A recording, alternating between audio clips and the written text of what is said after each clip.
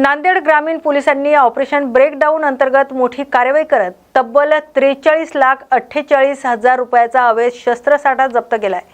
Wazirabad police ठाण्याच्या हद्दीत गुप्त माहितीच्या आधारे गुरुद्वारा परिसरात छापा टाकण्यात आलाय। या कारवाईत तलवारी, खंजीर, गुप्ती आणि इतर धारदार शस्त्रांसह तब्बल 4,796 शस्त्र जप्त करण्यात आली आहेत।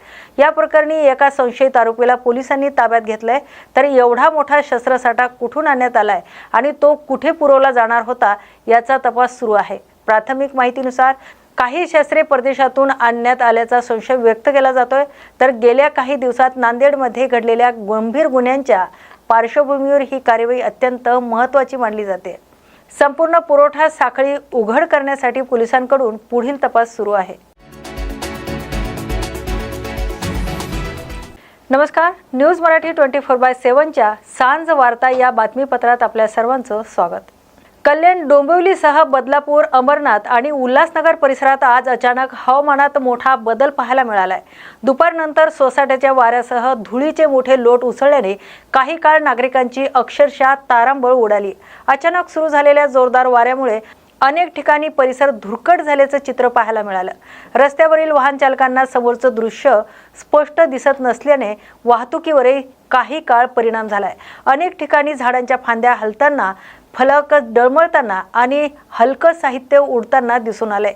या अचानक बदललेल्या वातावरणामुळे नागरिकांनी सुरक्षित ठिकाणी धाव घेतली, तर दुकानदारांनीही दुकानाबाहेरील साहित्य सुरक्षित करण्यासाठी धावपळ सुरू केली। दरम्यान हवामान विभागाने पुढील काही तासातही वातावरणात बदल होण्याची शक्यता व्यक्त केली आहे।